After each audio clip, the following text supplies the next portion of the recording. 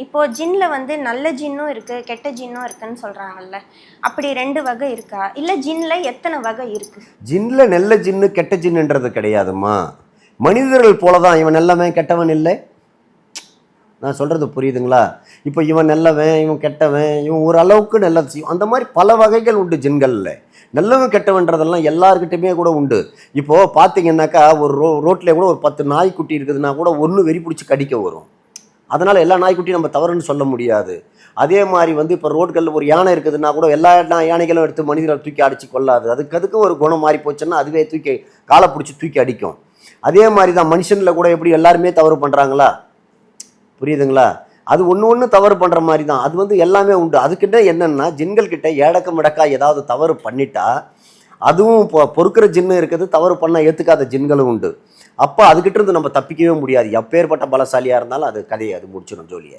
அதுதான் கோபக்கார ஜின்கள்லாம் தவிர தவறான ஜின்கள் கிடையாது. இப்போ ஜின்னாவே வந்துட்டு இஸ்லாமியர் தான் அதை வந்து ஃபாலோ பண்ணிட்டு இருந்தாங்க. ஆரம்பத்துலேருந்தே இஸ்லாமியருக்கு மட்டும்தான் அந்த ஜின்னுன்ற நாலேஜே இருந்தது. இப்போ வந்து அதை நிறைய பேர் சொல்கிறாங்க. அதை நீங்கள் எப்படி பார்க்குறீங்க? அது எல்லா மதத்துலையும் இருக்கா இல்லை இஸ்லாமிய மதத்தை சார்ந்தது மட்டும்தான்? ஆமாம், ஜின்கள் வந்து இஸ்லாத் மதத்தை சார்ந்தது தான். நான் வந்து கற்றுக்கிட்டது ஒரு முஸ்லீம் கிட்ட தான். சரிங்களா?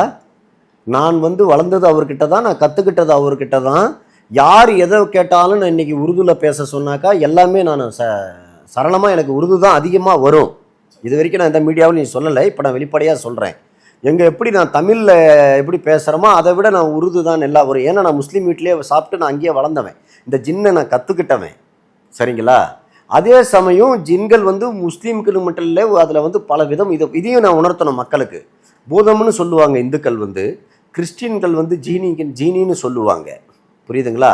ஆனால் இன்னைக்கு நான் எதை ஒன்றாலும் சொல்லலாம். இன்னைக்கு நான் வளர்ந்துட்டேன், நான் ஒரு முக்கியமான இடத்துல இருக்கிறேன்ட்டு எனக்கு யாரும் கிடையாது, நான் தான் பெரிய ஆள், அதெல்லாம் கிடையாது. நான் கற்றுக்கிட்ட குரு முஸ்லீம் தான், இஸ்லாத் வீட்டு முறைப்படி தான் நான் கற்றுக்கிட்டது. நான் அவங்க வீட்டில் தான் நான் வளர்ந்தேன். இன்னைக்கு அவர் கற்றுக்கொடுத்து தான் நான் இன்னைக்கு பின்பற்றுறேன். இன்றைக்கும் அவங்க குடும்பத்துக்கு ஏதாவது ஒன்றுனா முன்ன போய் நிற்பேன், எல்லாமே செய்வேன், கொல்லுவேன். நான் கற்றுக்கிட்டது முஸ்லீம் கிட்ட தான்மா.